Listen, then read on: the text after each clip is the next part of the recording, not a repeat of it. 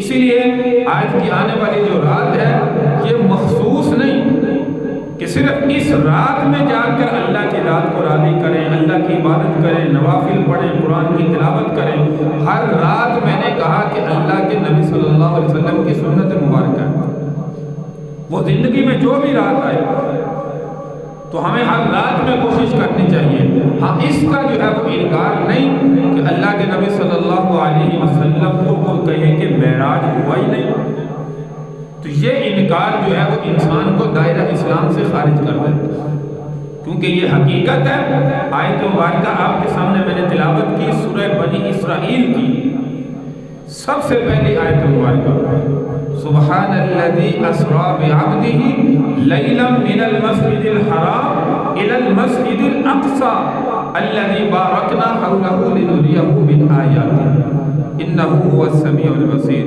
یہ اللہ تبارک و تعالی نے معراج کا باقاعدہ طور پر کلام مجید فرقان حمید کی اس آیت مبارکہ کے اندر جو ہے وہ ذکر فرمایا، اور یہ واحد ہمارے پیارے محمد صلی اللہ علیہ وسلم کی ذات مبارکہ ہے کہ اللہ نے اپنے محبوب کو روئے زمین سے اپنے پاس آسمانوں پر سدرۃ المنتہا پر بلایا، عرش معلیٰ پر بلایا، اور وہاں پر بلا کر جو ہے یہ ایک رات کے چند حصے میں، تھوڑے سے حصے میں، یہ نہیں کہ ساری رات میں، تھوڑے سے حصے میں اللہ نے زمین کی سیر، آسمانوں کی سیر، جنت اور جہنم کا جو ہے وہ معائنہ، اور عرش معلیٰ، یہ تمام تر جو سفر روئے زمین سے آسمانوں تک، سدرۃ المنتہا تک، اور پھر وہاں سے مکہ مکرمہ میں واپسی، یہ رات کے کچھ پہر میں اللہ نے اپنے محبوب صلی اللہ علیہ وسلم کو یہ سفر کروایا، اور اسی کو معجزہ کہا جاتا ہے۔ مختصر واقعہ معراج کا کہ آپ مکہ مکرمہ کے اندر حضرت ام ہانی رضی اللہ تعالیٰ عنہ کے گھر میں آرام فرما رہے ہیں، اللہ نے معراج کا واقعہ جب کروایا تو جبریل امین کو کچھ فرشتوں کے ساتھ روئے زمین پر نازل فرمایا۔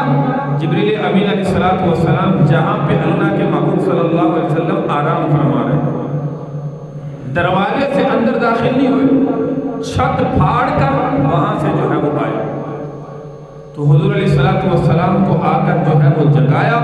اس میں بڑی تفصیلات ہیں، بڑے ادب کے ساتھ۔ بعض مورخین کہتے ہیں کہ اللہ کے نبی صلی اللہ علیہ وسلم سو رہے تھے، آ کر پاؤں کی ایڑیوں پر جبریل امین نے بوسہ دیا، ادب کے ساتھ اٹھایا، تو اللہ کے محبوب صلی اللہ علیہ وسلم اٹھے۔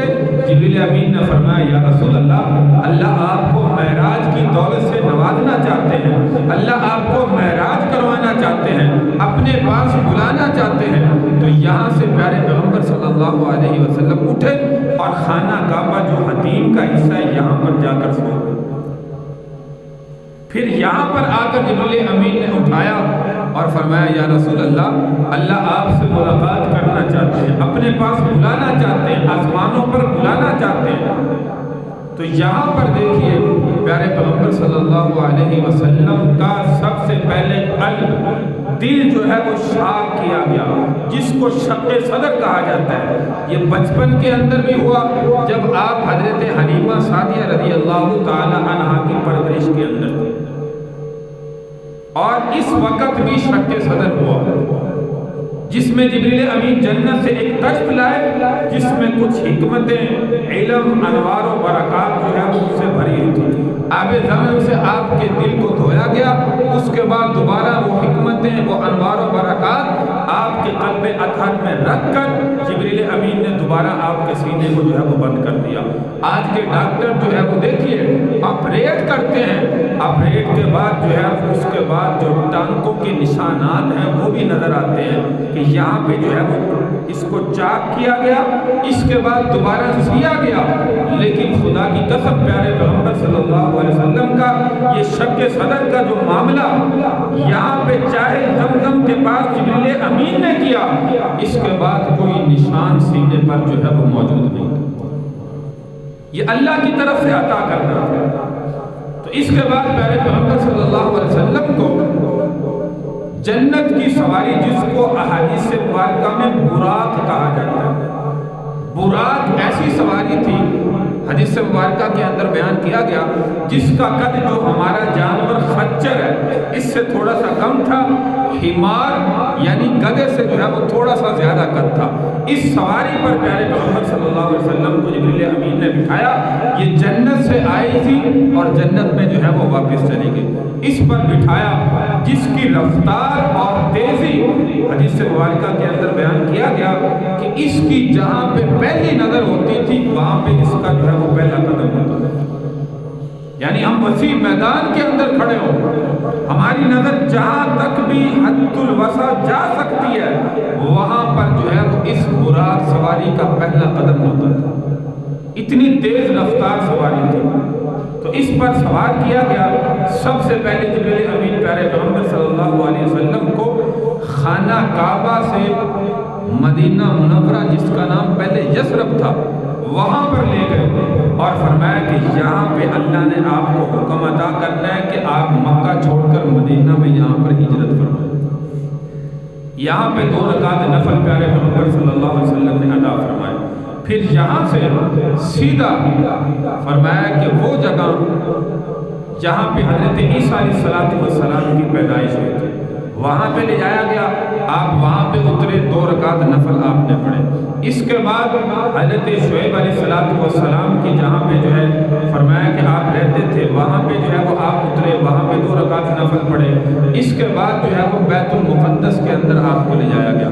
بیت المقدس میں یاد رکھیے یہ انبیاء علیہ السلام آدم علیہ السلام سے لے کر عیسیٰ علیہ السلام تک جو کم و بیش 1,24,000 انبیاء علیہ السلام ہیں وہ سارے کے سارے انبیاء مسجد اقصی کے اندر موجود ہیں۔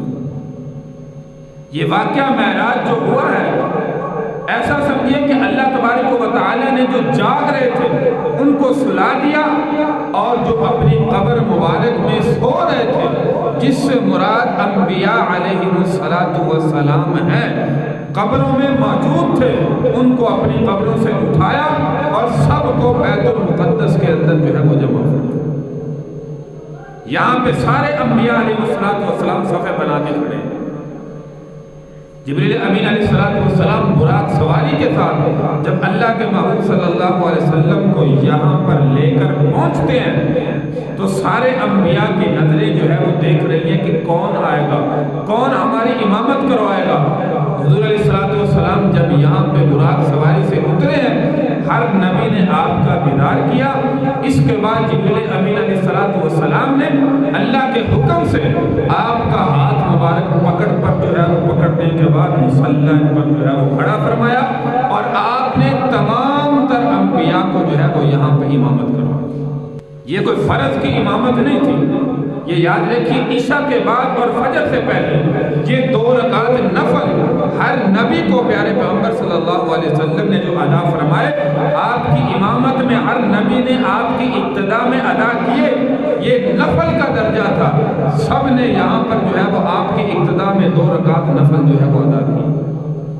اس کے بعد پیارے پیغمبر صلی اللہ علیہ وسلم کو جبریل امین نے براق سواری پر پھر بٹھایا اور پھر اوپر آسمانوں کی طرف جو ہے وہ لے گئے۔ سب سے پہلے آسمان پر دنیا کے اندر بھی یاد رکھیے مسجد اقصی میں یہ تمام تر انبیاء علیہ السلام سے یہاں پر آپ نے امامت کروائی، مقتدی بن کے ہر نبی نے آپ کے پیچھے نماز ادا فرمائی۔ اور آسمانوں پر بھی 7 انبیاء علیہ السلام سے اللہ کے نبی کی دوبارہ ملاقات ہوتی۔ سب سے پہلے آسمان پر حضرت آدم علیہ السلام سے ملاقات ہوئی اور دوسرے آسمان پر حضرت عیسیٰ علیہ السلام سے ملاقات ہوئی۔ تیسرے آسمان پر حضرت یوسف علیہ السلام سے ملاقات ہوئی اور اسی طرح پھر حضرت ادریس علیہ السلام پر آپ کی جو ہے وہ ملاقات ہوئی۔ اس کے بعد حضرت ہارون علیہ السلام، اسی طرح پھر موسیٰ علیہ السلام اور پھر حضرت ابراہیم علیہ السلام۔ یہ 7 آسمانوں پر 7 انبیاء علیہ السلام سے ملاقات ہوئی۔ اس کے بعد آپ آگے کا سفر عرش معلیٰ تک جو ہے وہ آپ نے فرمایا۔ حضرت مولانا اشرف علی تھانوی رحمۃ اللہ علیہ فرماتے ہیں کس آسمان پر کس نبی سے اللہ کے نبی صلی اللہ علیہ وسلم کی ملاقات ہوئی، ایک لفظ جو ہے وہ چھوٹا سا انہوں نے تعریف فرمایا، یہ یاد رکھیں جس سے ہر مسلمان کو یاد ہو جائے گا کس نبی سے کس آسمان پر ملاقات ہوئی. وہ لفظ ہے اعیاہما. اعیاہما الف سے مراد حضرت آدم علیہ السلام، عین سے مراد حضرت عیسیٰ علیہ السلام، اعیاہما اور یا سے مراد حضرت یوسف علیہ السلام، پھر الف اس سے حضرت ادریس علیہ السلام، ہما ہارون علیہ السلام، میم سے موسیٰ علیہ السلام اور آخر میں پھر الف جس سے مراد حضرت ابراہیم علیہ السلام. اعیاہما یہ لفظ ہر مسلمان جو ہے وہ یاد رکھے جس سے جو ہے وہ آسانی کے ساتھ پتہ چل سکے گا کہ ہر نبی کی جو آپ علیہ السلام کی فلاں فلاں نبی سے آسمانوں پر جو ہے وہ ملاقات ہوئی. تو اس طرح سفر عبور کرتے ہوئے پیارے پیغمبر صلی اللہ علیہ وسلم آسمانوں کے بعد پھر جو ہے وہ سدرۃ المنتہا، سدرہ عربی زبان کے اندر یاد رکھیے بیری کو کہا جاتا ہے. بیری کو عربی زبان کے اندر منتہا انتہا کی جگہ. اس سے آگے یاد رکھیے جو فرشتے نیچے معمور ہیں یعنی کہ آسمانوں پر یہ سدرۃ المنتہا سے اوپر نہیں جا سکتے، اور جو اوپر اللہ نے جن کی ڈیوٹی لگائی ہے وہ سدرۃ المنتہا سے نیچے نہیں آ سکتے.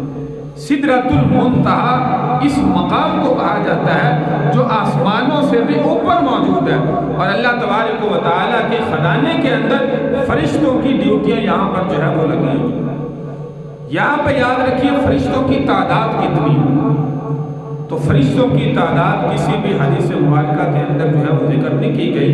یہ فرشتوں کی تعداد اتنی زیادہ ہے کہ ایک حدیث مبارکہ کے اندر فرمایا کہ پیارے پیغمبر صلی اللہ علیہ وسلم کا جو روزہ مبارک ہے جہاں پہ آپ اس وقت جو ہے وہ موجود ہیں، فرمایا صبح کو 70,000 فرشتے اللہ کے محبوب صلی اللہ علیہ وسلم کے روزہ پر آ کر جو ہے وہ صلاۃ و سلام پڑھتے ہیں.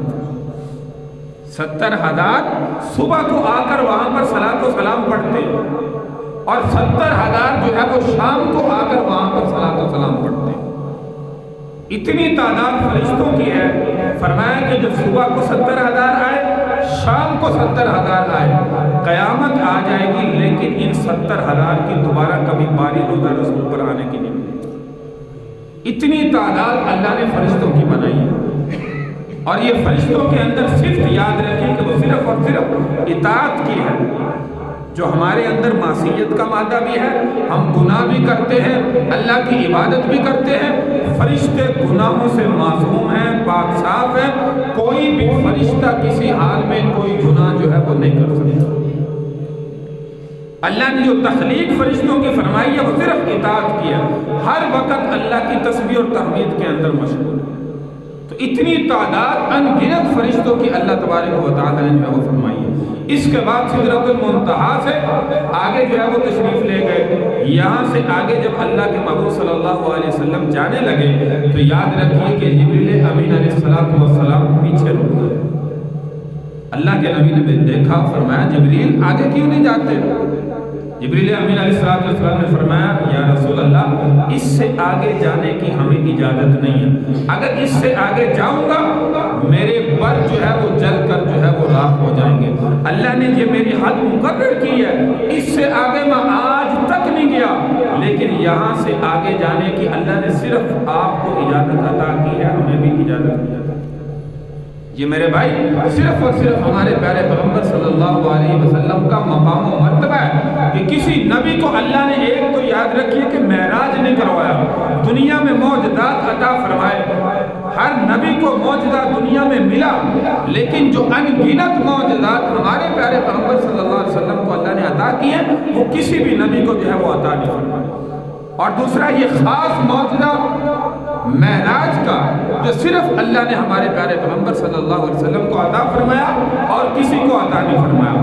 یہاں پہ جو ہے وہ ایک سوال یہ بنتا ہے، بعض لوگ کہتے ہیں کہ یہاں پہ کیا پیارے پیغمبر صلی اللہ علیہ وسلم کو اللہ کا دیدار نصیب ہوا یا نہیں ہوا؟ تو اس میں بھی علماء کا جو ہے وہ اختلاف ہے. بعض جو ہے علماء کہتے ہیں کہ اللہ کے نبی صلی اللہ علیہ وسلم کو اللہ کا دیدار نصیب ہوا. آپ کی ملاقات ہوئی اور کسی نبی کو یہ اعزاز جو ہے وہ حاصل نہیں ہے۔ بعض کہتے ہیں کہ دیدار نصیب نہیں ہوا، لیکن راجح قول کے مطابق کہا جاتا ہے کہ پیارے پیغمبر صلی اللہ علیہ وسلم نے اللہ کو براہ راست دیکھا ہے، آپ سے ملاقات کی ہے، یہاں پہ ہم کلامی ہوئی ہے۔ اللہ کے نبی صلی اللہ علیہ وسلم جب اللہ تک پہنچے تو اللہ نے فرمایا کہ محبوب میرے لیے دنیا سے کیا لائے ہو، میرے لیے دنیا سے کیا تحفہ لے کر آیا ہو؟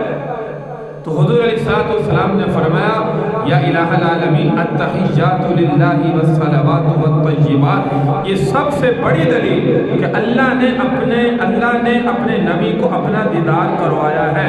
یا اللہ میری قولی عبادتیں، میری مالی عبادتیں، میری بدنی عبادتیں، التحیات للہ والصلوات والطیبات، یہ ساری کی ساری عبادتیں جو ہے وہ صرف آپ کے لیے۔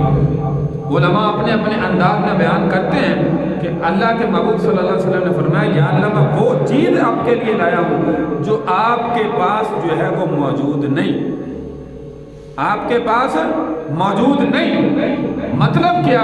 اللہ کے نبی صلی اللہ علیہ وسلم نے فرمایا کہ میں عاجزی دنیا سے آپ کے لیے لے کر آیا ہوں۔ عاجزی یعنی میری مالی عبادتیں، میری قولی عبادتیں، میری بدنی عبادتیں صرف اور صرف اللہ کے لیے۔ اور عاجزی آپ جانتے ہیں کہ اللہ کی صفت نہیں ہے، یہ ہماری بندوں کی صفت ہے۔ جتنا بھی جھک کر چلیں گے، جتنا بھی اللہ کے سامنے اپنا سر کو جھکائیں گے، اتنا ہی اللہ ہماری عبادتوں کو، ہماری دعاؤں کو جو ہے وہ قبول فرمائے گا۔ یا اللہ میں اپنی بدنی عبادتیں، مالی عبادتیں، قولی عبادتیں آپ کے لیے جو ہے وہ لے کر آیا ہوں۔ اللہ نے آگے سے کیا فرمایا؟ السلام علیکہ ایھا النبی ورحمۃ اللہ وبرکاتہ۔ اے نبی میری ساری رحمتیں آپ کے لیے، میری ساری سلامتی آپ کے لیے، میری ساری برکتیں جو ہے وہ دنیا میں آپ پر موجود ہیں۔ یہ اللہ نے اعزازیہ عطا فرمایا، اے نبی سلامتی ہو تجھ پر، برکتیں ہو تجھ پر، رحمتیں ہو تجھ پر۔ یا اللہ یہ تو مجھے آپ نے عطا کر دیا، میری امت کے لیے کیا چیز ہے؟ میری امت کے لیے تو مجھے کوئی تحفہ دیجئے۔ یہ آپ کا دیدار نصیب ہوا، آپ کے پاس آیا ہوں معراج کی شب میں۔ تو یاد رکھیے کہ اللہ تبارک و تعالیٰ نے یہاں پہ 50 نمازیں امت محمدیہ کے لیے جو ہے وہ عطا فرمائی کہ اے نبی یہ 50 نمازیں کائنات میں اپنی امت کے لیے لے جاؤ اور اعلان کر دو، جو ان کو ان کے وقت پر ادا کرے گا اس کو بھی ایسا سمجھو کہ روحانی معراج جو ہے وہ مقام۔ تو اللہ تبارک و تعالی نے جب یہ تحفہ عطا فرمایا، آپ واپس تشریف لائے۔ یہاں پہ بڑا تفصیلی قصہ ہے، آپ نے جنت کا نظارہ کیا، اس میں جو ہے وہ صحابہ کرام رضی اللہ عنہم اجمعین کے محلات دیکھے، اور جبریل امین سے واپسی میں پوچھا یہ محل کس کا ہے، یہ محل کس کا ہے، یہ محل کس کا ہے؟ جبریل امین نے فرمایا یہ حسن و حسین کا ہے، یہ عمر کا ہے، یہ فلاں بلال کا ہے، یہ فلاں صحابی کا، یہ فلاں صحابی کا۔ اللہ کے نبی نے اپنے آنکھوں سے صحابہ کے محلات، صحابہ کا ٹھکانہ جو جنت میں ان کو ملنے والا ہے، یاد رکھیے اپنی آنکھوں سے جو ہے وہ معراج کی رات میں دیکھ کر جہنم کا باہر سے نظارہ کیا، یہ فلاں قسم کے عذاب جو ہو رہے ہیں یہ کون سے لوگ ہیں؟ تو جبریل امین بتاتے گئے دنیا میں جو چغل خوری کرتے ہیں یہ ان کو عذاب ہو رہا ہے، جو جھوٹ بولتے ہیں یہ ان کو عذاب ہو رہا ہے، جو غیبت کرتے ہیں یہ ان کو عذاب ہو رہا ہے، جو کسی پر تہمت لگاتے ہیں یہ ان کو عذاب ہو رہا ہے، جو سود کھاتے ہیں یہ وہ عذاب میں مبتلا ہے۔ ہر نبی علیہ السلام کو اللہ تبارک و تعالی نے دنیا میں بھیجا امت کی ہدایت کے لیے، دنیا کے اندر صحائف عطا کیے۔ وہ نبی اپنی امت کو سمجھاتا کہ میری قوم کے لوگوں اگر مان لو گے تو تمہارا ٹھکانہ جنت ہے، اور اگر نہیں مانو گے، انکار کرو گے تو تمہارا ٹھکانہ جہنم اللہ نے جو ہے وہ تیار کی ہے۔ اب جو دنیا میں مان کر چلیں گے میرے بھائی یہ جنت ٹھکانہ بڑھے گی، اور جو نہیں مانیں گے یاد رکھیے کہ ان کا ٹھکانہ جو ہے وہ جہنم میں بنے گا۔ تو حضور علیہ السلام واپس دنیا میں تشریف لائے، رات کا پہر موجود ہے۔ علماء کہتے ہیں کہ ایسا سمجھے کہ جو دروازہ اللہ کے نبی صلی اللہ علیہ وسلم نے کھولا تھا ام ہانی کے گھر کا، وہ دروازے کی جو کنڈی تھی ہل رہی تھی، واپس آئے تو اسی طرح جو ہے وہ ہل رہی تھی۔ پانی چل رہا ہے تو مثال کے طور پر جو ہے وہ چل رہا ہے، اتنے کم قلیل وقت کے اندر اللہ نے اتنا لمبا سفر اپنے نبی کو جو ہے وہ دنیا سے آسمانوں پر، پھر اپنی ملاقات، پھر جنت جہنم کی سیر، پھر واپسی پر یہ چند لمحے میں کرایا۔ صبح ہوئی تو سب سے پہلے جو ہے آپ جانتے ہیں دنیا کے اندر پیارے پیغمبر صلی اللہ علیہ وسلم ابو جہل کے دروازے پر بڑی مرتبہ گئے۔ ابو جہل سب سے پہلے آیا، کوئی نئی خبر ہے؟ اللہ کے نبی نے فرمایا ہے۔ کیا خبر ہے؟ فرمایا کہ رات کو اللہ نے مجھے معراج کروایا، میں یہاں سے بیت المقدس میں گیا ہوں، بیت المقدس سے آسمانوں پر اور پھر عرش معلیٰ پر سدرۃ المنتہا پر میں نے جنت جہنم کو دیکھا، پھر راتوں رات جو ہے وہ واپس آ۔ اب اس نے مکہ میں شور مچانا شروع کر دیا، دیکھو جی دیکھو، حضور علیہ السلام مسلمانوں کے نبی نے ایک نئی بات بنائی ہے، راتوں رات میں گیا اور راتوں رات واپس آ گیا۔ صدیق کے پاس بھی گیا تو صدیق اکبر نے کہا کون کہتا ہے؟ ابو جہل کہنے لگا تمہارا نبی۔ فرمایا آمنا و صدقنا، میں ایمان لاتا ہوں، تصدیق کرتا ہوں، اگر ہمارے نبی نے کہا تو سچ کہا ہے۔ اب سارے مشرکوں کو اکٹھا کیا، مشرکوں کو اکٹھا کر کے کہتے لگے، یہودی بھی اکٹھے ہو گئے، عیسائی بھی اکٹھے ہو گئے۔ اب یہودی جو تھے وہ کہتے تھے اچھا آپ بیت المقدس میں راتوں رات گئے، راتوں رات واپس آ گئے، کیونکہ اس وقت کوئی جہاز تو ہوا نہیں کرتے تھے، آپ بھی جانتے ہیں کہ اونٹ سواری ہوا کرتی تھی، وہ کئی دن بعد پہنچتی تھی۔ تو حضور علیہ السلام نے فرمایا ہاں۔ تو یہودی کہنے لگے اچھا آپ جو ہے وہ اگر راتوں رات گئے ہیں، واپس ہو کے آ گئے ہیں، یہ بتائیں کہ مسجد اقصیٰ میں دروازے کتنے ہیں، مسجد اقصیٰ کے روشن دان کتنے ہیں؟ کئی ان میں عیسائیوں کے پادری بھی تھے جنہوں نے وہ مسجد اقصیٰ دیکھی ہوئی تھی یا یہودیوں نے دیکھی ہوئی تھی۔ تو حضور علیہ السلام اب آپ بھی جانتے ہیں کہ اب بندہ یہاں سے سفر پر جائے، کہیں پہ مہمان جائے، مسجد میں نماز پڑھے، وہاں پہ جا کے یہ تو نہیں گنتا کہ اس کے دروازے کتنے ہیں، اس کی کھڑکیاں کتنی ہیں، اس کے روشن دان کتنے ہیں۔ تو اللہ تبارک و تعالیٰ نے، کیونکہ اپنے نبی کے لیے جو ہے یہ کوئی مشکل نہیں تھا، اللہ نے پردے ہٹائے، مسجد اقصیٰ کو ہمارے نبی صلی اللہ علیہ وسلم کے سامنے کر دیا۔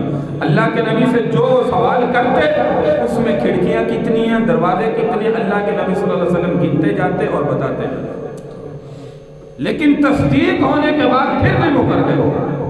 یہ دنیا کے اندر فرمایا کہ اللہ نے جس کے مقدر میں ہدایت لکھی ہے اسی کو ملتی ہے، جس کے مقدر میں ہدایت نہیں، یاد رکھیے وہ چاہے کلام مجید جو بھی سنے وہ کبھی بھی ہدایت یافتہ نہیں ہو سکتا۔ تو یہ سفر معراج جو مختصر آپ کے سامنے خاکہ ذکر کیا، اس کا انکار کرنے والا میں نے کہا مسلمان نہیں ہے، دائرہ اسلام سے خارج ہے۔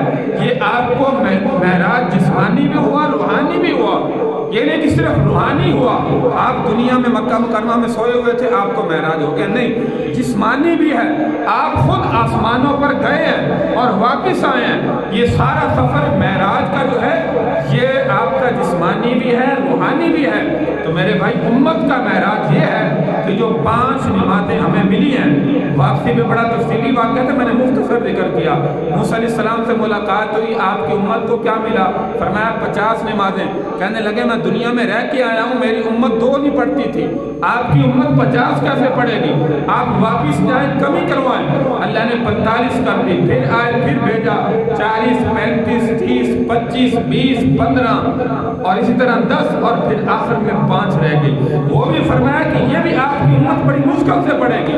اللہ کے نبی نے فرمایا اب میں واپس نہیں جاتا، اللہ نے 5 کم کیا ہے تو یہ نہ ہو کہ 5 جو ہے یہ بھی ختم ہو جائیں۔ لیکن یاد رکھیے حضور علیہ السلام نے فرمایا، اللہ نے فرمایا ہے میں نے شروع میں 50 عطا کی تھی، جو ان 5 کو ان کے وقت پر صحیح طریقے سے ادا کرے گا اللہ تبارک و تعالیٰ اس کو 50 نمازوں کے برابر جو ہے وہ اجر و ثواب۔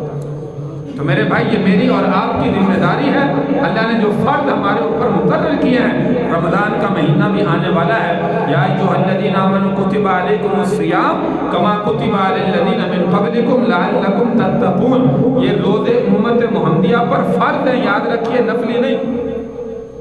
میں نے کہا کہ 3-4 دن سے لوگ پوچھتے ہیں جی شب معراج کب ہے، صبح کو روزہ رکھنا ہے، کیا کرنا ہے؟ وہ حقیقت آپ کے سامنے شروع میں ذکر کی ہے، لیکن فرض روزے جو ہے وہ پتہ ہے کہ یہ ہم پر فرض ہے. نماز کا پتہ ہے کہ فرض ہے. زکوٰۃ کا پتہ ہے کہ میں صاحب نصاب ہوں تو فرض ہے. صاحب استطاعت کو پتہ ہے کہ حج مجھ پر فرض ہے. اس میں ہم مسلمان جو ہے وہ کوتاہی کیوں کر رہے ہیں؟